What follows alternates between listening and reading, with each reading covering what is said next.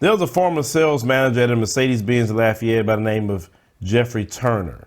Now, he's suing the business because of discrimination, but I want you to hear exactly why he's suing and the ridiculous thing that, once again, we're dealing with on an economic level. Let's roll the clip. I worked that long and very hard to attain that position. I wasn't about to quit. Instead, Jeffrey Turner, a former sales manager at this Mercedes-Benz dealership in Lafayette, was fired 2 years ago. Wednesday, Turner and his attorneys filed a lawsuit against his former employer, alleging a hostile work environment and racial discrimination. Their mantra is the best or nothing. But at this particular moment, I don't think they're the best or nothing. Turner alleges despite being a top performer with outstanding performance awards, he was fired for reporting allegations the dealership's owner, Mike Razor, frequently used the N-word. He said it multiple times, like 6 or 7 times. Turner's talking about an alleged incident 2 years ago where he claims Razor used the term N-word scalping in a meeting in front of several people. According to the lawsuit, Turner understood the phrase to mean, quote, systemically overcharging African-American customers based on race. When other employees heard it too, Turner says they excused it with this. Mr. Razor, he's old and he was raised in a different generation than we are. He didn't mean anything by it. Turner also claims his boss referred to him as his favorite N-word and lashed out in front of him regarding the NFL controversy surrounding African-American players kneeling during the national anthem. Turner reported the allegations to Mercedes-Benz, who he says investigated. 2 months later, Turner was fired. In a letter to the Indiana Civil Rights Commission from the dealership's corporate attorney, he denies that Mr. Razor ever violated any employment laws or used the phrase N-word scalping. He instead says that Razor used the phrase an N-word in the woodpile, but that it was not directed at Mr. Turner. Now, we contacted that corporate attorney and we're told that he no longer represents Mr. Razor, so we called Mr. Razor directly about the lawsuit, and he told us no comment. Turner is speaking out, though, claiming the issue is systemic and needs to change. It's a very good old boy network. So did you hear when he was exposing not only the owner and going along with the racism, the employees, by saying, oh, well, he just he grew up in a different time period. Now, could you imagine if the owner was black and they had black employees and they had some white employees and the owner was using all kind of names and ugly slurs toward white people, and the white people be offended and they say, oh, don't mind him. He just grew up in a different time period. It's kind of people like how they talk. You know, good and well, they wouldn't put up with it. So why do they think that this brother's going to put up with that?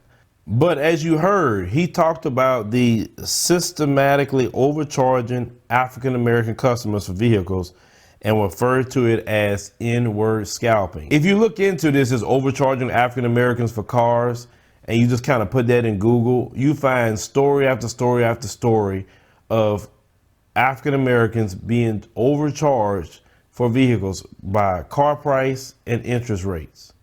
So we done the previous story that talked about African-Americans are charged higher interest rates for home loans or just straight up denied when white people can get it. Then you hear about this brother exposing a Mercedes-Benz dealership for having this quote unquote N-word scalping, charging black people a higher price for the car and higher interest rates. This is once again, every part of this country has racism, guys and ladies. This is something that we deal with. We trying to buy cars, whatever we trying to do with a car, doing for ourselves, and they make sure to try to hurt and harm us, to steal our money from us.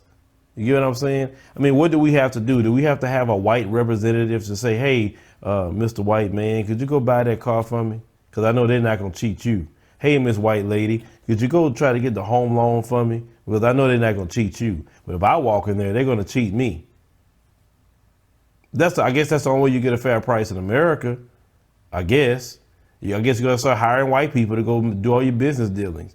Hence to why you see, and some of y'all say this, why are these black companies be having all these white people hiring and doing different things for them? That's why.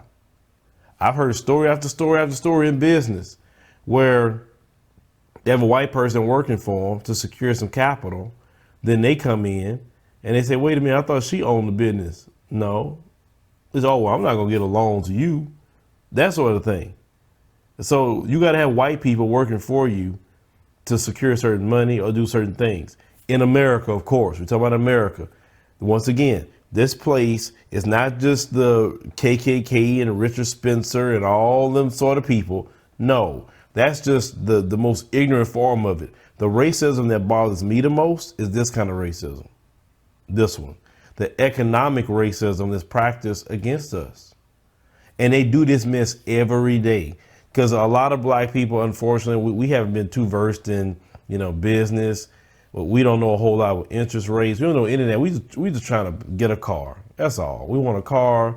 We got to, go to work, take care of our kids, etc.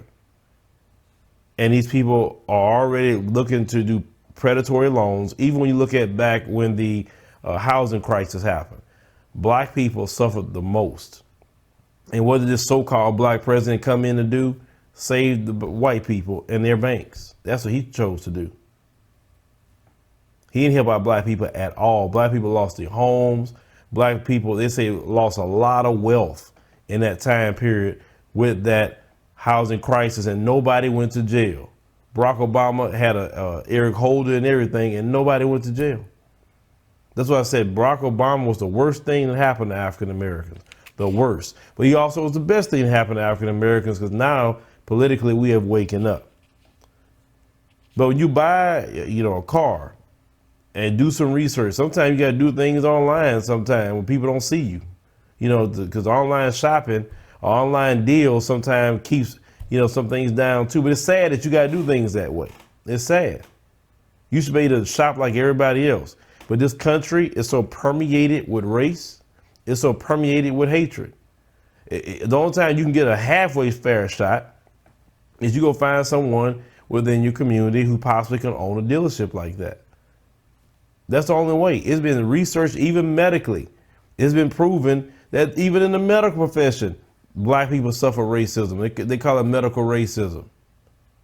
That you fare better with your health with black doctors or doctors that's not Caucasian. Not to say those doctors aren't good, but it's just so many things that go along with that. I mean, it's so stupid. Like, if you look at that concept, hatred that's being directed toward us, and yet we were the one who went through the slavery, you would think that we the one would have all the hatred. And yet we don't. We still hug it. They kill our brother, and then we go hug him in court, begging to hug him. That's black folks in a lot of ways. But yet this contempt and hatred for black people, well, you know how it goes. If they see you coming in to buy a Mercedes-Benz, where he get all that money from? Why he coming in here and buying that? Or why she coming in here and buying that? They uppity, because they always pocket watching black people. So they say, yeah, I'm going to take black people money, but then I'm going to screw them at the end of the day. And then we talking about Louisiana. Lafayette, them places like that? No. No. That's all the thing I'm saying. I know those kind of places in Louisiana. But the fact is, this brother going to win his lawsuit, and he going to have to pay some money. Matter of fact, he probably going to settle. He not going to want to go to court, because going to court, he going to get way more money going to court.